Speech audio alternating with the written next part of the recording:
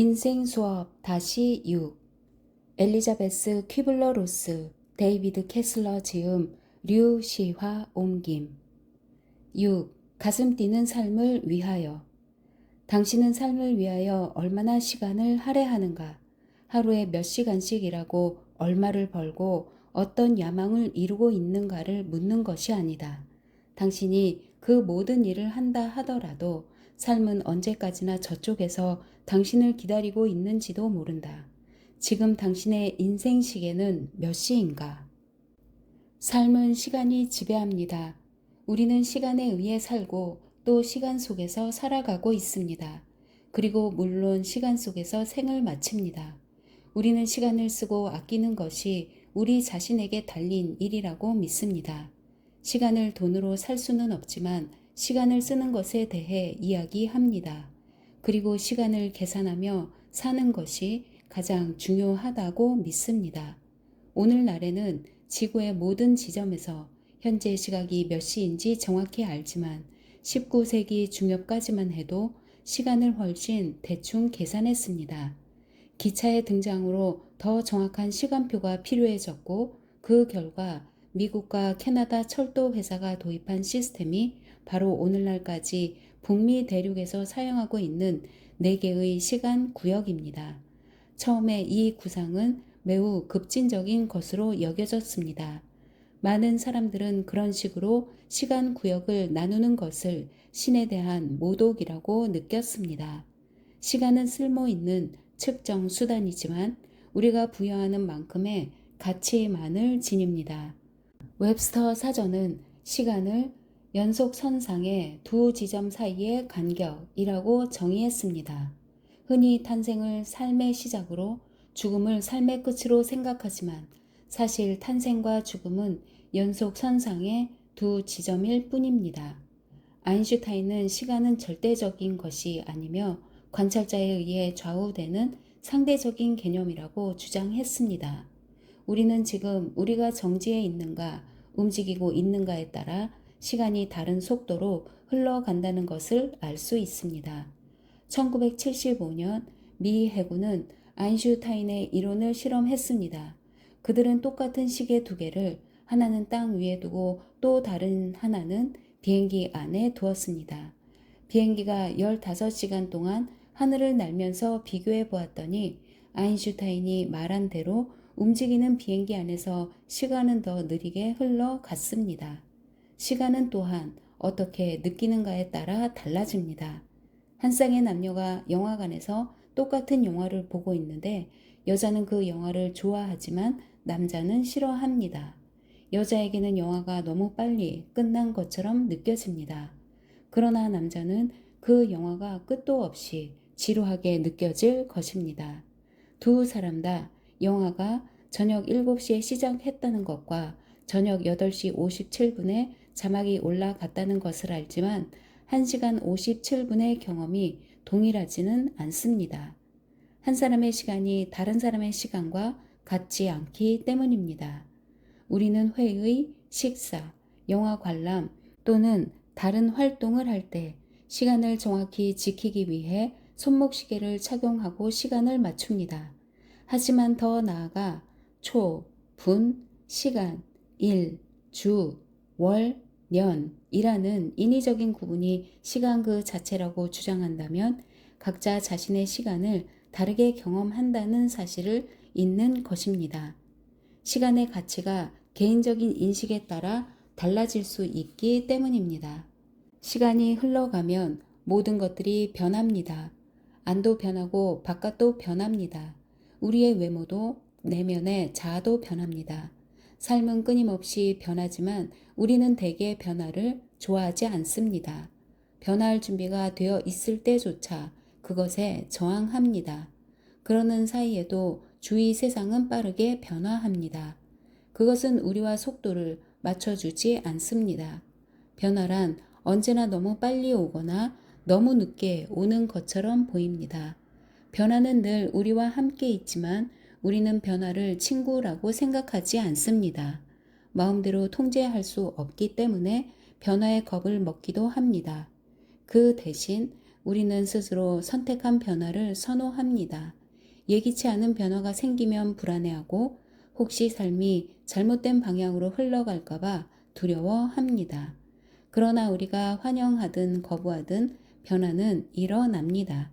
삶의 다른 사건들과 마찬가지로 변화는 우리에게 일어나는 것이 아니라 그냥 일어나는 것일 뿐입니다. 변화는 지금까지 익숙한 상황에 작별을 고하고 새롭고 낯선 상황을 받아들이는 것입니다. 때로 우리를 불안하게 하는 것은 그 상황의 낯설음이나 익숙함이 아니라 그 중간에 존재하는 시간입니다.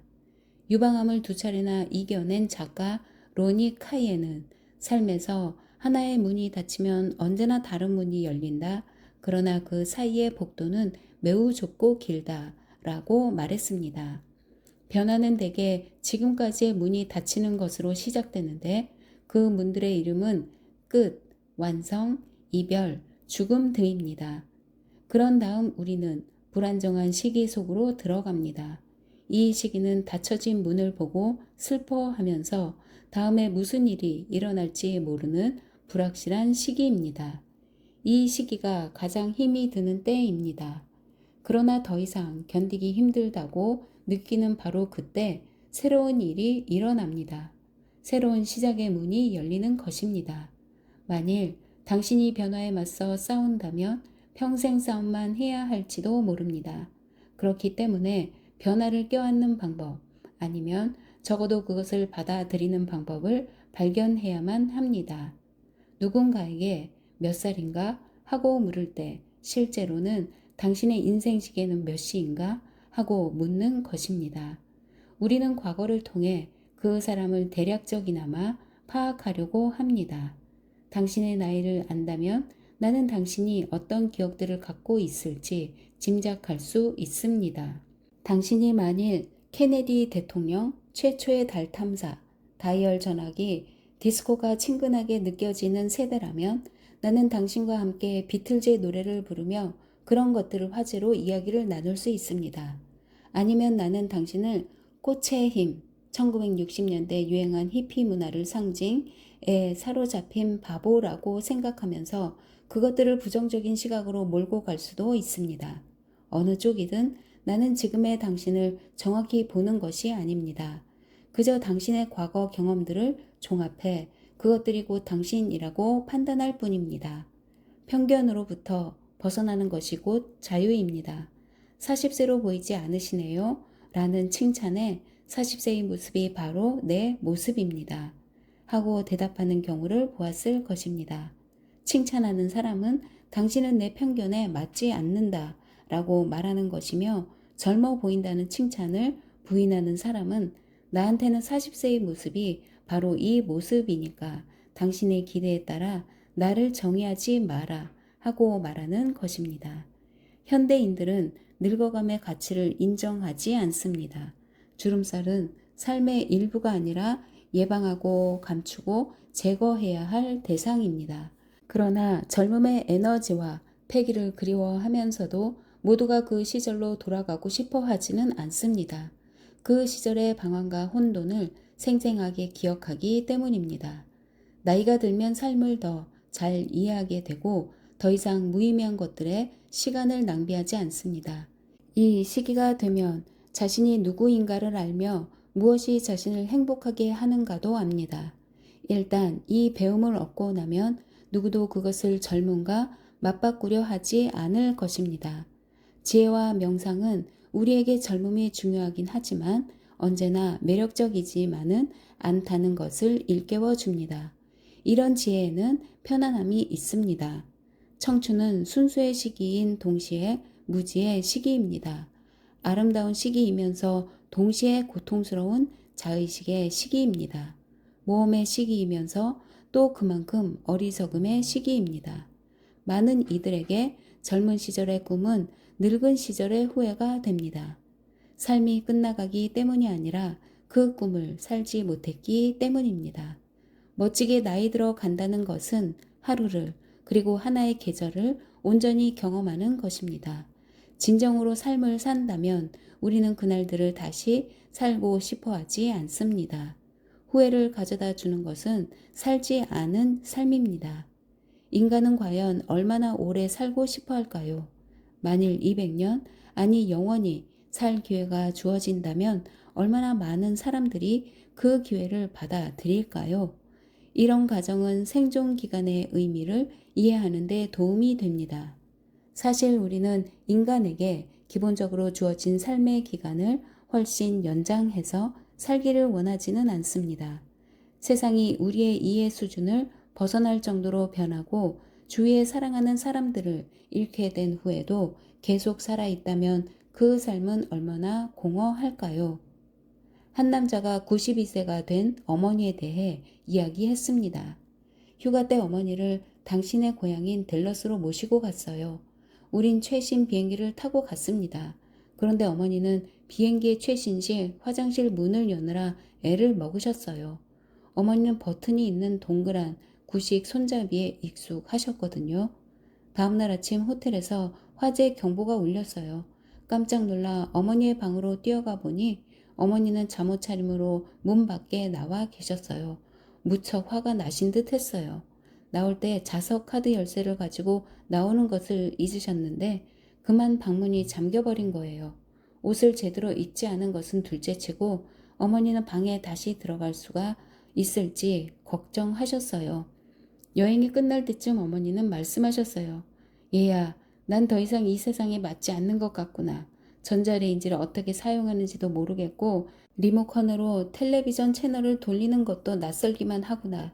열쇠 대신 카드를 사용하는 법도 모르겠고 내 친구들도 이제 다 떠났다. 세상은 계속 변하는데 난 너무 뒤처졌어. 어머니의 말씀을 들으면서 그 여행 동안 어머니가 얼마나 절망적이고 복잡한 심경이었을지 알게 되었어요. 우리가 밤하늘을 보는 것은 말 그대로 과거를 보는 것입니다. 오늘 밤의 하늘을 보는 것이 아니라 몇 년 전, 적게는 2, 3년 전에서 많게는 100만 년 전의 하늘을 보고 있는 것입니다. 지구에서 가장 가까운 별이 내보내는 빛이 지구에 와 닿기까지 그만큼의 시간이 걸리기 때문입니다. 우리가 다른 사람에 대해 경험하는 것들도 이와 비슷합니다. 당신이 어렸을 때 알던 이웃집 말썽꾸러기를 떠올려 보십시오. 당신이 만일 그때 그 아이를 문제아라고 생각했다면 오늘 그를 만나도 약간은 경계할 것입니다. 지금의 그가 아니라 과거의 문제아로 그를 볼 것이기 때문입니다. 얼마나 많은 이들이 현재의 모습으로 부모님을 바라볼까요? 사실 그것은 쉽지 않은 일입니다. 우리는 어렸을 때 부모님이 모든 것을 알고 있는 만물 박사라는 강한 인상을 받았기 때문입니다. 가끔씩 부모님을 무서운 존재로 떠올리는 것도 우리가 어렸을 때 헤어스타일을 맘대로 못하게 하고 귀가 시간을 엄격히 통제하고 숙제 검사를 하던 기억이 그대로 남아있기 때문입니다. 친구의 아버지를 만난다면 당신은 친구보다 더 사실적으로 그분을 보게 될 것입니다. 과거의 무거운 짐가방들 없이 현재의 그분 모습을 있는 그대로 볼 것이기 때문입니다. 그리고 일반적인 아버지들의 모습으로 그분을 대할 것입니다. 친구의 아버지가 백왕공이라면 당신은 백왕공에 대해 갖고 있는 모든 관념들을 동원할 것입니다. 그분이 나이가 많으시다면 노인에 대한 당신의 느낌을 끌어올 것입니다. 그분의 과거 모습을 들여다볼 수도 있지만 그것은 당신의 친구와는 아주 다른 측면에서일 것입니다. 우리는 일상적인 사건에서도 이와 비슷한 반응을 보입니다. 가난한 집안에서 자란 아이가 있습니다. 그에게 우편물이 도착하는 시간은 불행한 시간입니다. 우편물 속에는 자기의 부모를 괴롭히는 빚쟁이들의 독촉장이 끼어 있기 때문입니다. 반면에 우편함에서 자주 아버지의 보너스 수표나 친구의 생일 파티 초대장을 발견하고 난 또 다른 소년이 있습니다. 어른이 되어서도 첫 번째 소년은 우편물이 도착하면 저도 모르게 신경질적으로 반응하기 쉽지만 두 번째 소년은 행복한 마음으로 우편물을 기다립니다. 그들의 감정은 현재 그들에게 도착하는 우편물의 내용과는 아무 상관이 없습니다. 그들은 과거의 우편물을 바라보는 것입니다. 우리는 사람들의 현재 모습을 잘 모르는 경향이 있습니다. 그리고 그것은 우리 자신에 대해서도 마찬가지입니다. 우리는 대개 자신의 실제 모습보다는 과거나 미래의 모습을 봅니다. 어제의 내가 반드시 지금의 나는 아니라는 사실을 깨닫는데 크나큰 자유가 있습니다. 그때 더 이상 과거에 매일 필요가 없습니다. 우리는 매일 아침 일어나 샤워를 하며 어제의 때를 씻어내지만 어제 느낀 감정의 찌꺼기는 여전히 갖고 있습니다. 지금 이 순간을 살지 않는다면 상대방과 자신을 진정으로 바라보는 것이 아닙니다. 그리고 지금 이 순간에 살지 않으면 행복을 발견할 수도 없습니다. 과거의 문을 닫지 말고 가끔씩 그 문을 들여다보되 앞으로 나아가야 합니다. 잭은 언제나 이 순간을 살 줄 아는 사람입니다. 몇몇 마라톤 경기에서 선수로 뛴 적이 있는 그는 늘 현재에 충실합니다. 방 안으로 들어설 때면 그는 이미 수천 번은 와 본 곳인데도 매번 처음 온 것처럼 주위를 둘러봅니다.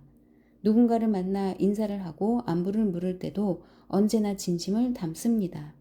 다른 사람과 얘기를 나눌 때면 진정으로 그 사람의 이야기를 집중해서 듣습니다.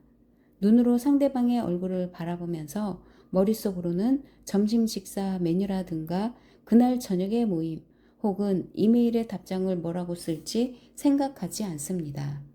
잭은 언제나 그 순간 속에 그 자리에 있습니다. 불행히도 잭은 악성 림프 종양에 걸렸는데 병은 상상할 수 없을 만큼 고통스러웠습니다. 두 다리가 부어올랐고 그의 몸에서 가장 먼저 재구실을 못하게 되었습니다. 그러나 현재의 순간에 충실하는 그의 삶의 방식은 병이 깊어지면서 더 두드러졌습니다. 누군가 그에게 몸이 어떤지 물으면 그는 질문에 대답하기 위해 자신의 몸과 마음 상태를 꼼꼼히 돌아봅니다.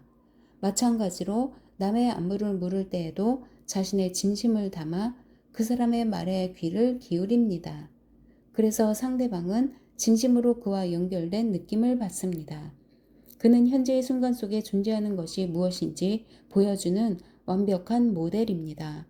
먼 과거에 매이지도 않았을 뿐 아니라 일단 상대방이 이야기를 시작하면 자신의 한 말은 완전히 있습니다. 그는 지금 이 순간을 사는 것이 어떤 것인지 알고 있고 다른 사람들도 그렇게 하도록 만듭니다. 아무도 잘 지내요? 나 별일 없어? 와 같은 그의 질문에 적당히 대답할 수가 없습니다. 그는 스스로를 되돌아보고 싶게끔 만들며 그의 질문에는 진심을 담아 답변할 수밖에 없습니다. 그는 한순간도 그 어떤 것도 놓치려 하지 않습니다. 제게 인생에는 가을이 오지 않으며 언제나 여름날로 가득합니다. 봄의 희망에 마음을 빼앗긴 채 겨울을 지내지도 않습니다. 그렇게 삶의 모든 계절에서 늘 현재에 충실합니다. 잭과 같은 사람을 만나고 나면 당신의 현재가 얼마나 과거와 미래에 의해 강탈당하는지 깨닫게 될 것입니다. 우리는 과거를 보내버리고 현재에 집중하는 것이 삶에 얼마나 멋진 경험들을 안겨주는지 모릅니다. 애인과 이야기하는 동안에는 내일 아침 수업 따위는 잊고 대화에만 몰두해야 합니다.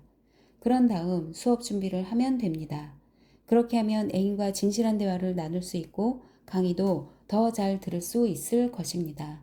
한 번에 한 가지 일만 하는 겁니다. 우리는 어느샌가 미래에 의존하며 살게 되었습니다. 어떤 이는 미래만 바라보며 살고 또 어떤 이는 미래를 꿈꾸며 또 다른 이는 미래를 두려워합니다. 이 모든 접근은 현재를 사는 것을 방해합니다. 어느 날 밤 병 때문에 직장을 그만두게 된 50대의 한 남자가 잠을 자다가 두려움에 떨며 깨어났습니다. 수첩을 펼쳐보니 앞으로 몇 주 동안 어떤 일정도 잡혀 있지 않았습니다. 그의 미래는 말 그대로 텅 비어 보였습니다. 그는 이 병을 헤쳐나가려면 과거도 잊고 미래도 잊어야 한다는 것을 알고 있었습니다. 하지만 그날 밤 그렇게 미친 듯이 수첩을 펼쳐보고 나서야 비로소 미래를 잊어버리는 것이 어떤 것인지 절감하게 되었습니다. 자신이 살아온 시간의 구조에서 벗어나는 것이 무엇보다 필요했습니다. 이런 상실의 경험을 통해 그는 자신이 진정으로 누구인지, 그리고 자신이 시간과 어떤 관계를 맺고 있었는지 배우게 되었습니다.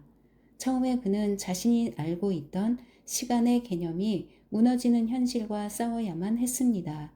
예를 들어 친구들이 언제 방문해야 좋을지 물으면 그는 언제든 상관없다고 대답했습니다.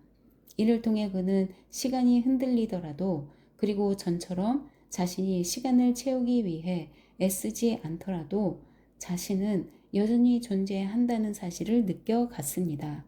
그리고 그 느낌이 더욱 깊어지자 그는 시간이라는 것이 완전히 사라지더라도 자신은 여전히 존재하리라는 것을 깨달았습니다. 그는 설명했습니다. 인위적인 시간들에서 멀어질수록 나는 내가 시간 속에서 살아왔고 시간 속에서 죽게 되리라는 걸 깨달았습니다. 그리고 나 자신이 본래 영원하며 시간을 초월해 영원히 존재하리라는 걸 느끼기 시작했습니다.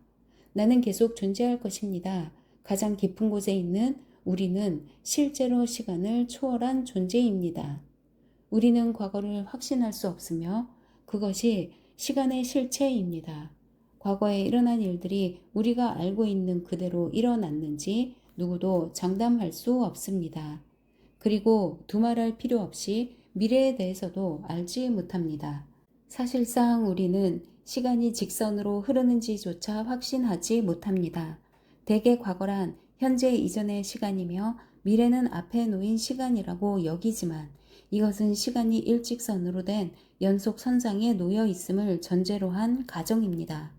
과학자들은 시간이 일직선이 아니며 우리가 과거, 현재, 미래라는 단단한 형태 속에 갇혀 있는 것은 아니라고 생각합니다.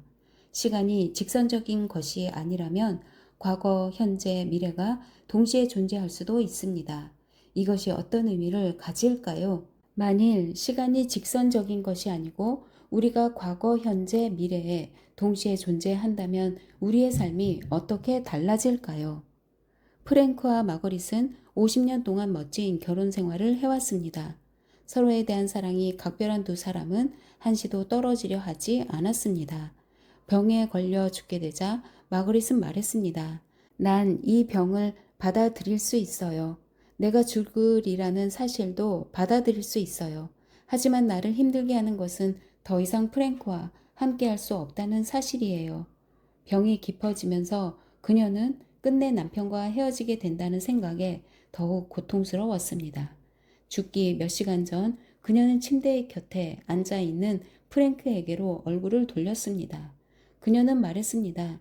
난 곧 떠날 거예요. 하지만 이젠 괜찮아졌어요. 프랭크가 물었습니다.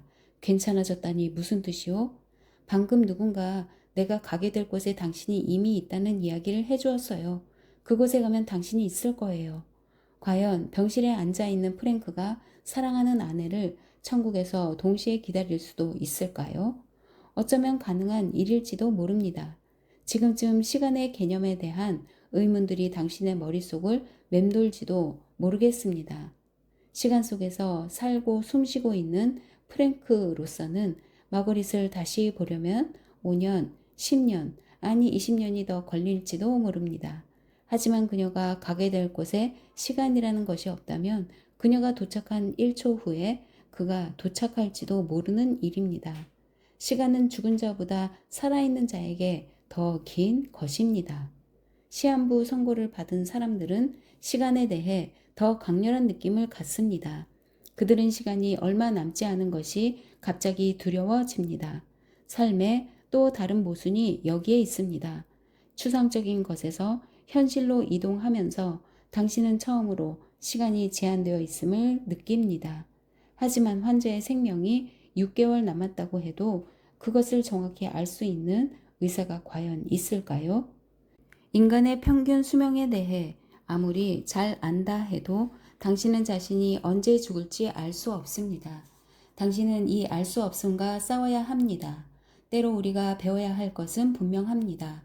삶의 끄트머리에 선 당신은 시간이 얼마나 남았는지 알고 싶어 하지만 지금까지도 결코 알지 못했다는 것을 깨닫게 될 것입니다. 다른 이들의 삶과 죽음을 보면서 우리는 종종 그들이 너무 일찍 갔다고 말합니다.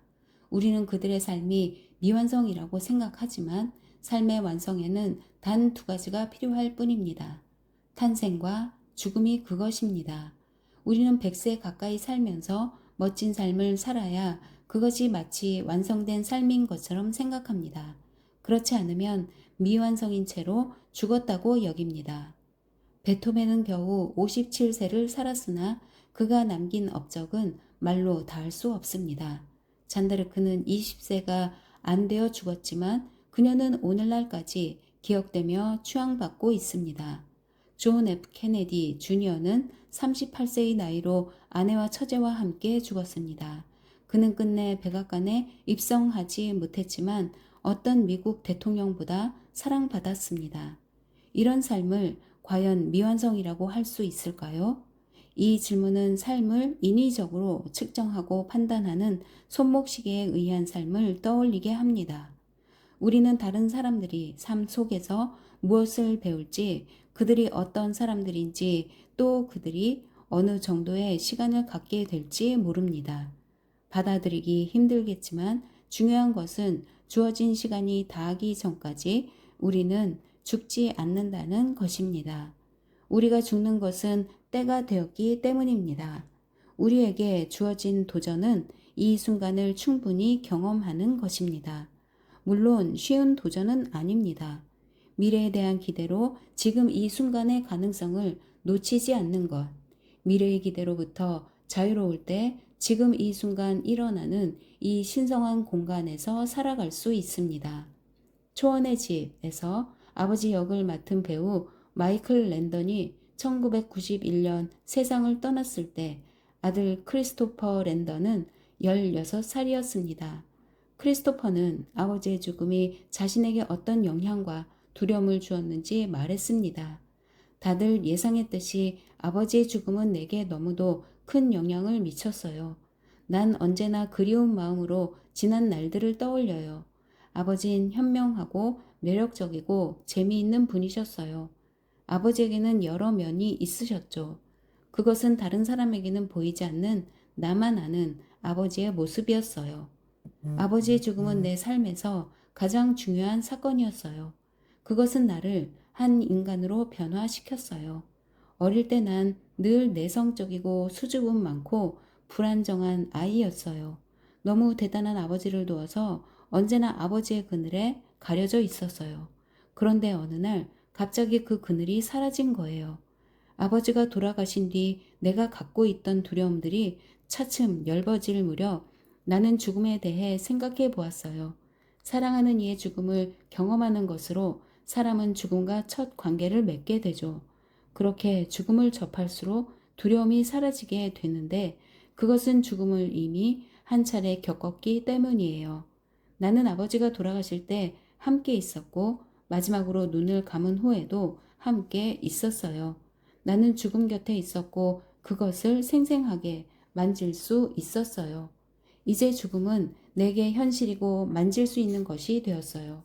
그리고 전보다 죽음을 훨씬 덜 두려워하게 되었어요. 지금은 모든 것이 예전처럼 두렵지 않아요. 아버지가 돌아가시기 전에 두려워하시던 것들도 이제는 두렵지 않아요. 나는 비행기 타는 것을 몹시 겁냈어요. 비행기만 타면 아버지가 웃으실 정도로 얼굴이 새파랗게 질리곤 했으니까요. 아버지가 돌아가시자 그것을 비롯해 다른 많은 두려움들이 사라졌어요. 그리고 나 자신도 의식하지 못하는 사이에 본래의 내 성격과 완전히 다른 방식으로 행동하게 되었어요. 모든 일에 자신감으로 넘치게 되었고 전에는 결코 하지 않던 일들을 하게 되었어요.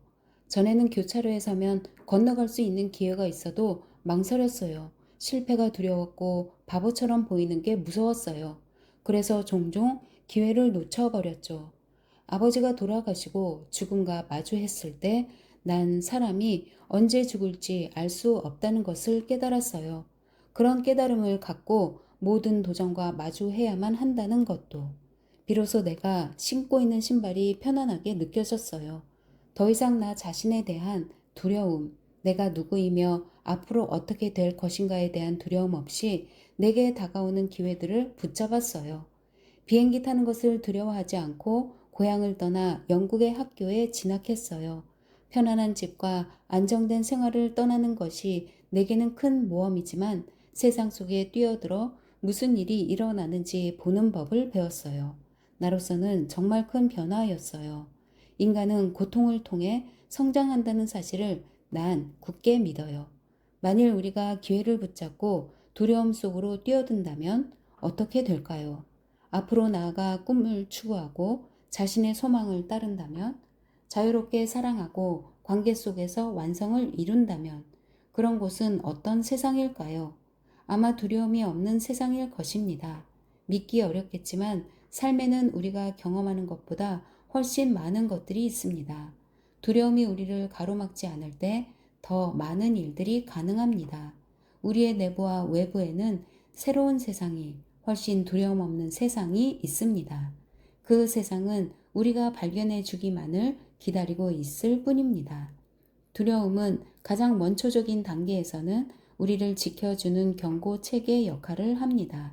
밤늦게 시내의 위험 지역을 걸을 때 두려움은 위험 가능성으로부터 몸을 보호하라고 우리에게 경고합니다. 위험이 잠재된 상황에서 두려움을 느끼는 것은 건강하다는 신호입니다. 그것은 일종의 보호자입니다. 그런 두려움이 없다면 오래 살아남지 못할 것입니다. 그러나 아무 위험이 없는 곳에서도 두려움을 갖기 쉽습니다. 그런 두려움은 만들어진 것이며 사실이 아닙니다. 진짜처럼 느껴지지만 아무런 현실적 근거가 없습니다.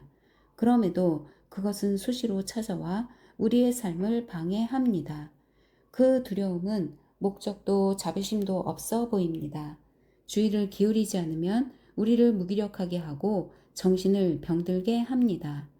두려움이란 실제처럼 보이는 가짜 증거의 약자입니다. 이런 종류의 두려움은 과거의 경험에 기초를 두고 있으며 미래의 두려움의 원인이 됩니다. 우리 자신이 만들어낸 이런 두려움은 한 가지 좋은 역할을 합니다. 곧 우리에게 사랑을 선택하도록 가르쳐 줍니다. 그것은 우리의 영혼 깊은 곳으로부터 나오는 성장과 치유의 갈망입니다. 이는 또 다른 선택의 기회입니다. 지금까지와는 다른 삶을 살기 위한 선택, 두려움 대신 사랑을, 환상 대신 현실을, 과거 대신 현재를 선택하기 위한 기회입니다. 만일 우리가 두려움을 이겨낼 방법을 발견할 수 있다면, 만일 그 많은 기회들을 이용할 수 있다면, 우리는 우리가 꿈꾸기만 해온 삶을 살 수 있습니다. 편견에서 자유로운 삶을 살 수 있습니다.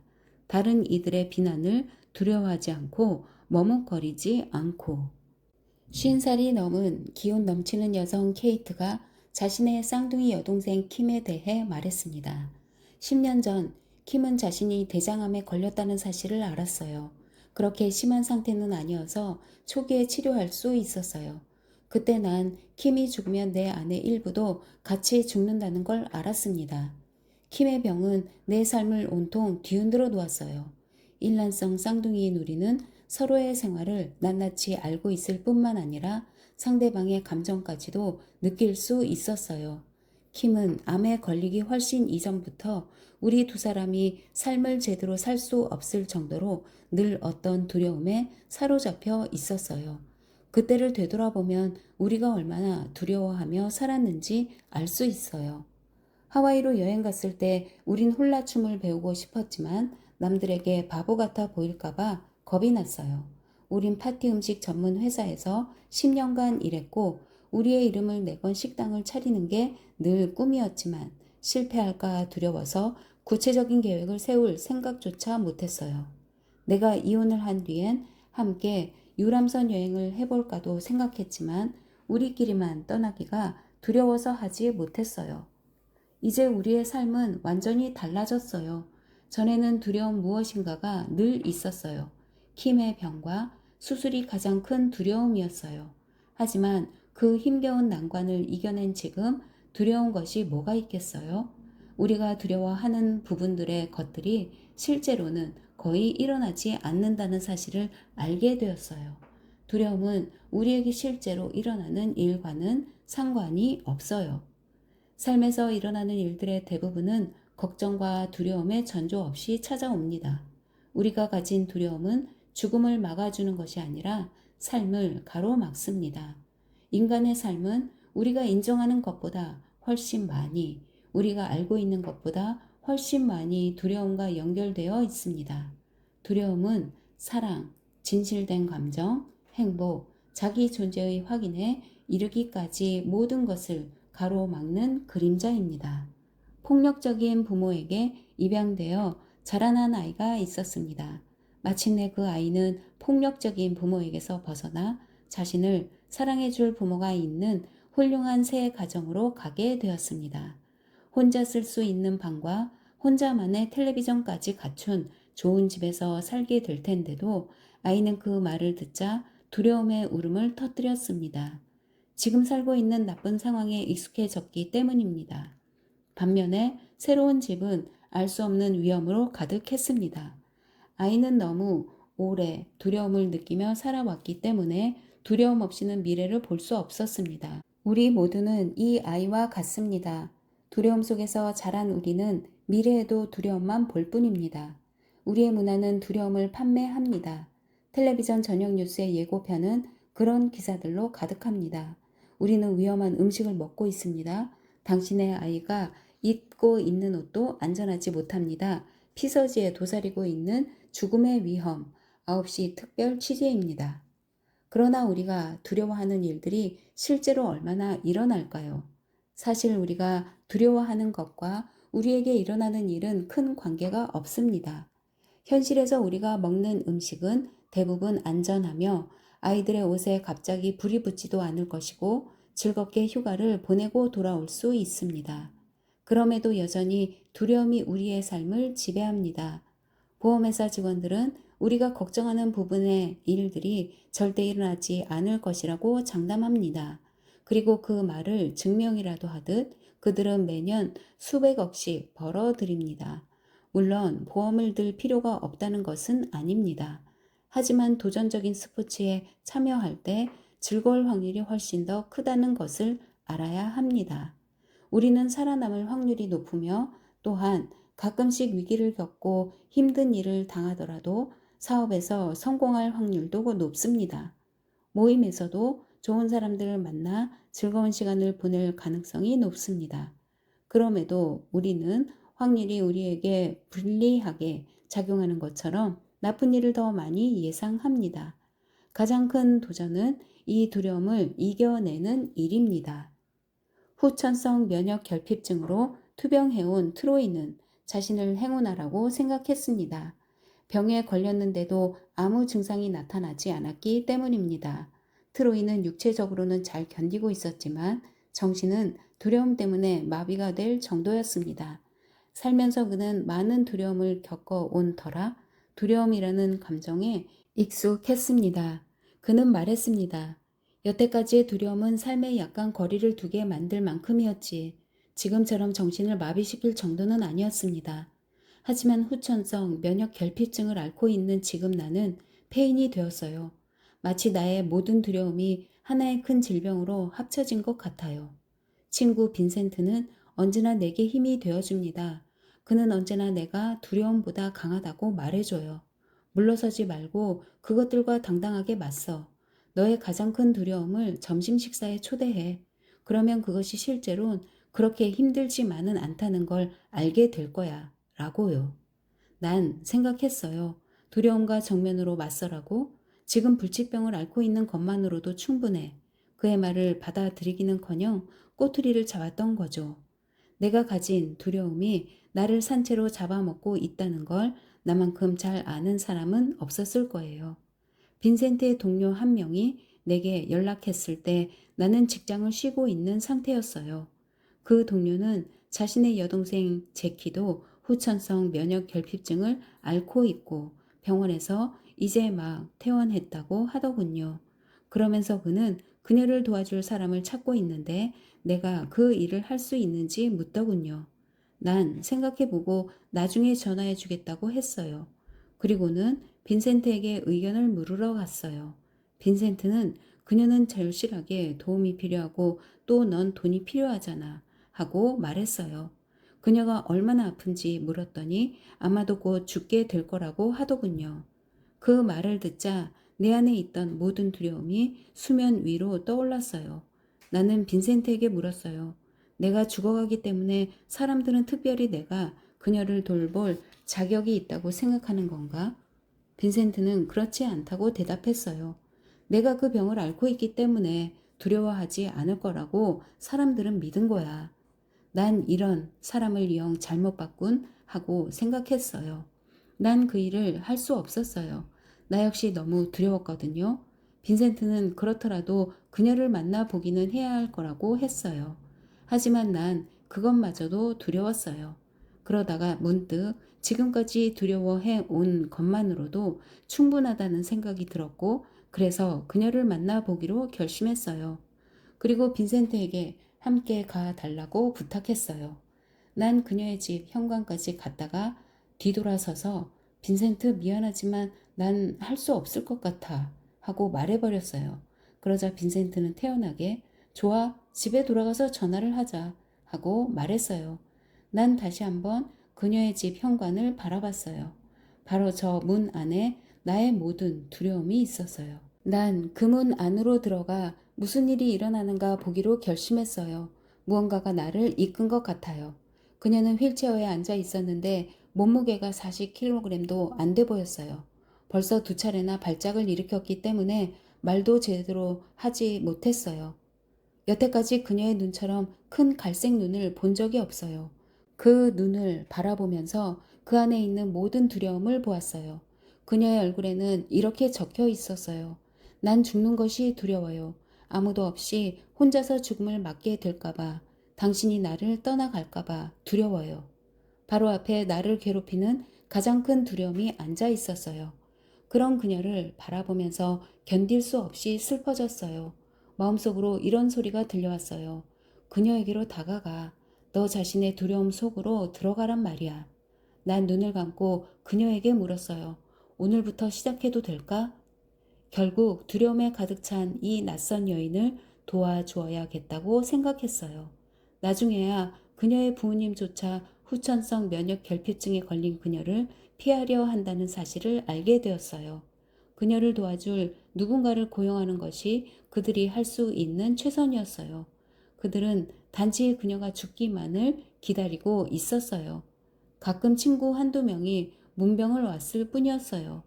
난 처음에는 파트타임으로 가다가 나중에는 더 많은 시간을 그녀의 곁에서 보냈고 결국 가장 친한 친구가 되었어요. 처음엔 나 자신이 두려움을 견뎌낼 거라고 기대하지 않았지만 결국 해냈어요. 그리고 그녀를 사랑하게 되었어요. 죽음이 가까워오자 그녀는 다시 병원에 입원을 했어요. 그녀는 너무 겁에 질렸고 내가 함께 있어 주기를 원했어요. 그녀가 죽던 날 난 병실 안에 있었어요. 병원 측에서 그녀의 부모를 불렀지만 그들은 대기실에 머문 채 병실에는 들어오지 않았어요. 그녀의 곁에 앉아 그 커다란 갈색 눈을 들여다보면서 내가 함께 있다고 말해주었어요. 그녀의 두려움이 생생히 느껴졌어요. 그토록 강렬한 느낌은 처음이었어요. 그때 다시 마음속에서 이런 말이 들리더군요. 조금 더 가까이 다가가. 두려움은 아무 힘이 없어. 난 그녀에게 말했어요. 내가 너의 손을 잡고 있어.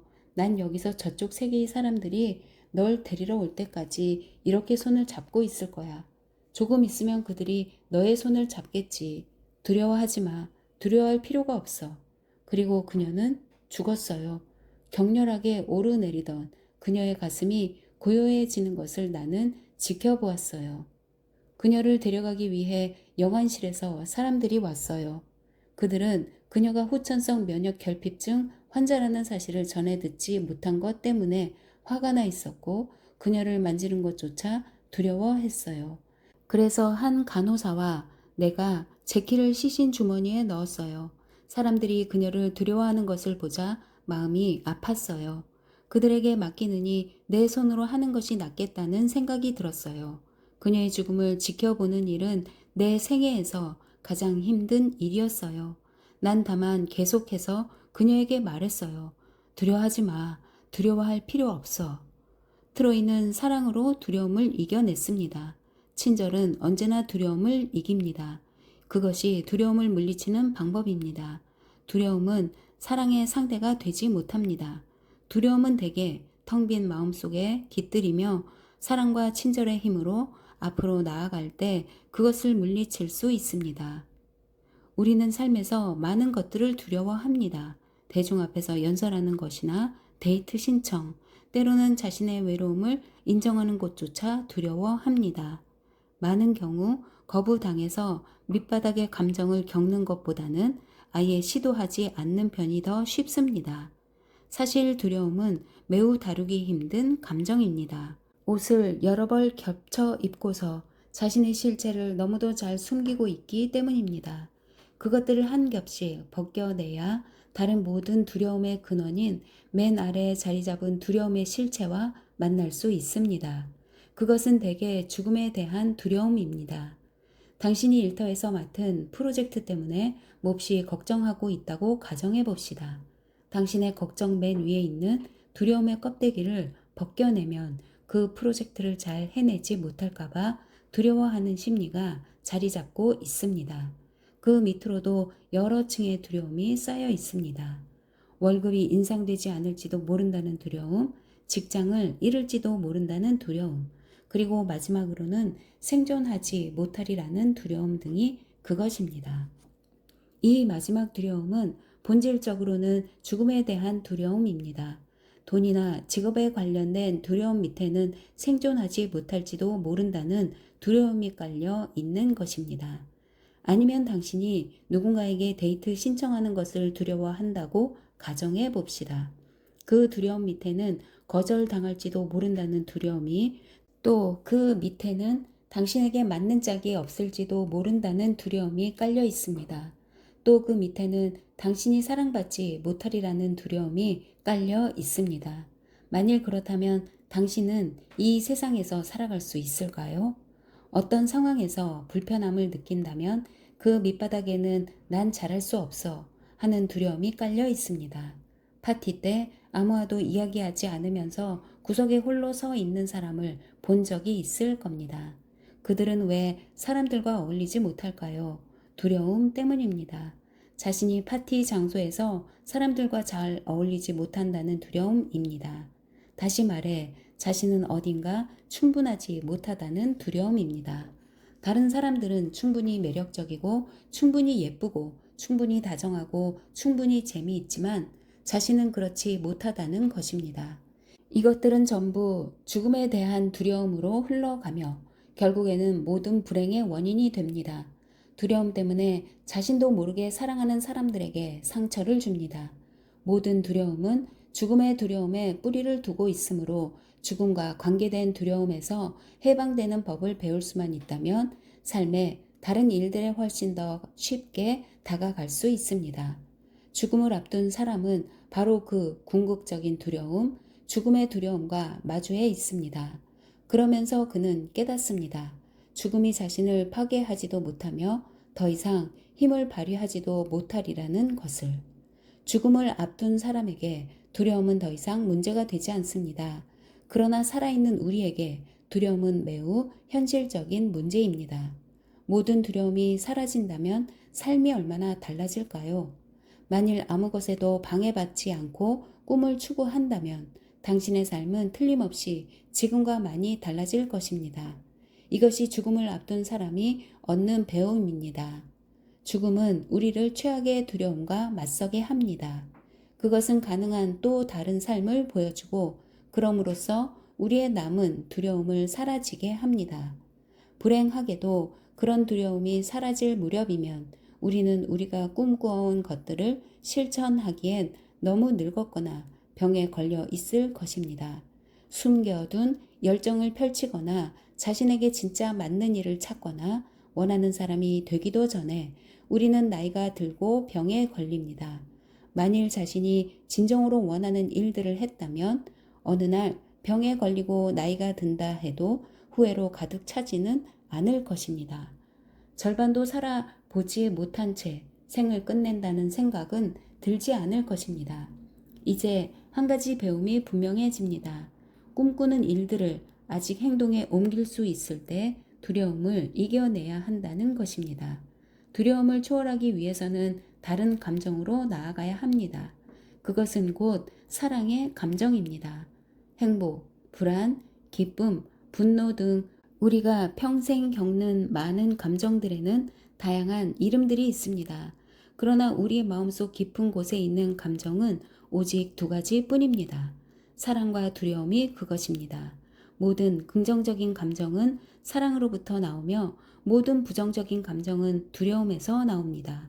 사랑으로부터는 행복, 만족, 평화, 기쁨이, 두려움으로부터는 분노, 미움, 걱정, 그리고 죄의식이 나옵니다. 우리의 내면에는 사랑과 두려움이라는 두 가지 근원적인 감정이 자리 잡고 있지만 사실은 사랑 또는 두려움만이 존재한다고 말하는 것이 더 정확한 표현입니다. 그 두 가지 감정을 동시에 느낄 수는 없기 때문입니다. 사랑을 느끼는 동시에 두려움을 느낄 수는 없습니다. 그것들은 반대되는 감정이기 때문입니다. 두려움이 있는 곳에 사랑이 설 자리는 없습니다. 사랑이 있는 곳에 두려움이 차지할 자리는 없습니다. 사랑을 하면서 동시에 두려웠던 적이 있습니까? 그것은 불가능합니다. 둘 중 어느 쪽 편에 설 것인지 결정해야만 합니다. 그곳에 중립지대란 존재하지 않습니다.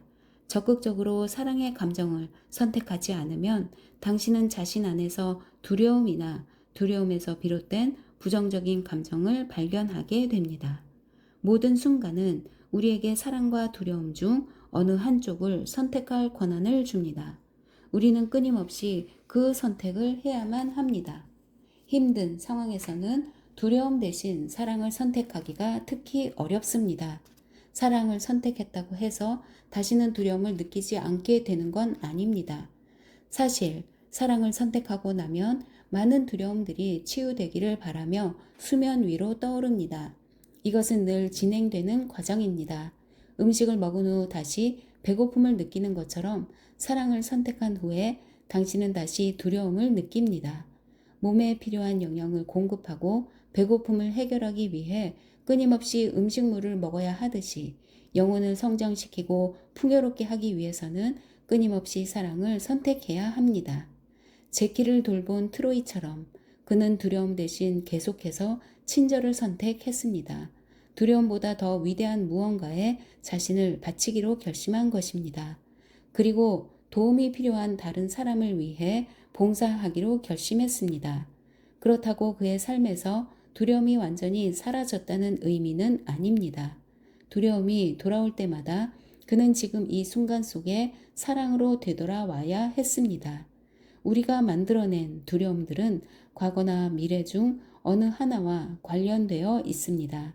사랑만이 현재의 감정입니다. 실제로 존재하는 유일한 순간은 지금 이 순간뿐이며 사랑만이 유일하게 실제하는 감정입니다. 현재 일어나는 감정은 사랑뿐이기 때문입니다. 두려움은 항상 과거에 일어난 어떤 경험이나 일에 근거를 두고 있으며 미래에 일어나리라고 여겨지는 어떤 일들을 걱정하게 만듭니다. 그러므로 현재를 산다는 것은 두려움이 아닌 사랑 속에서 살아가는 것입니다. 사랑 안에서 사는 것, 그것이 인간의 목표입니다. 그리고 우리는 자신을 사랑하는 법을 배움으로써 그 목표를 향해 나아갈 수 있습니다. 자신을 사랑으로 채울 때 두려움을 걷어낼 수 있습니다.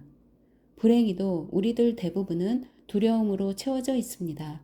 프리랜서로 일하는 35세의 그래픽 디자이너 조슈아도 그중 한 사람입니다.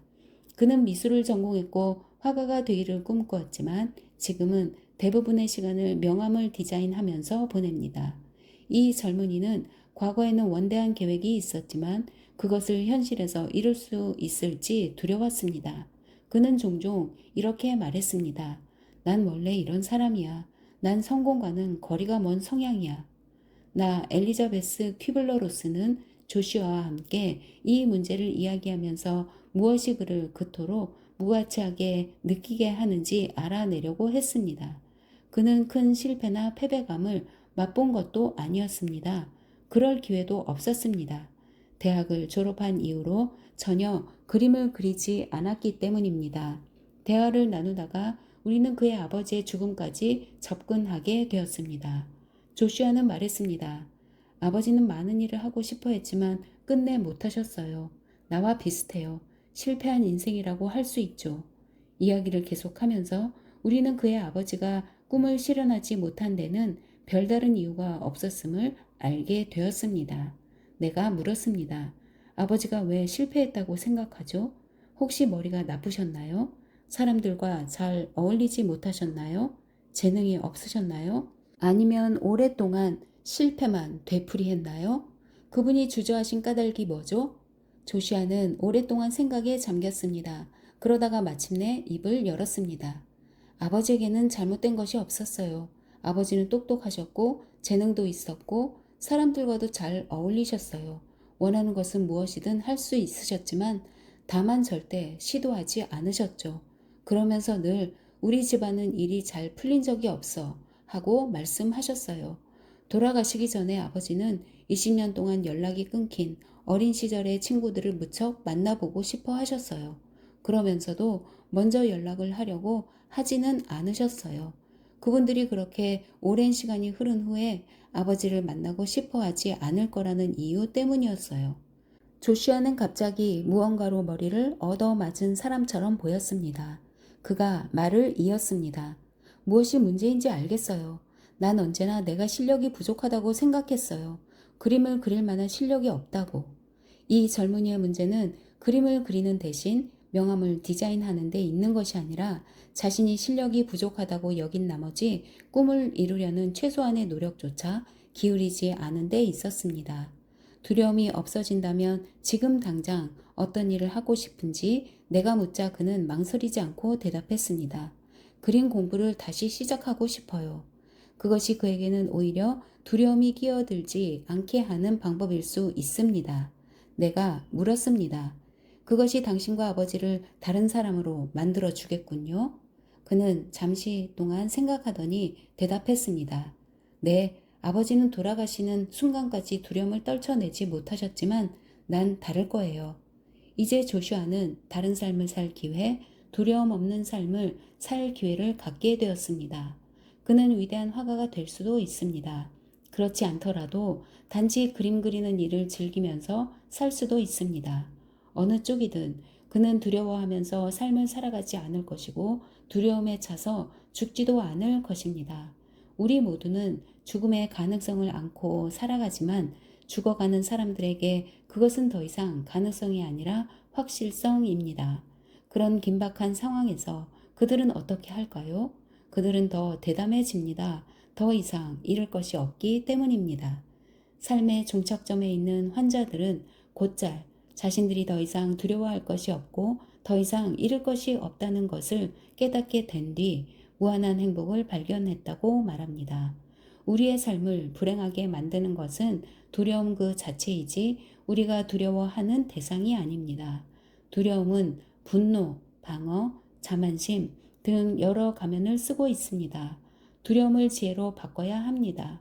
매일 조금씩 앞으로 나아가야 합니다.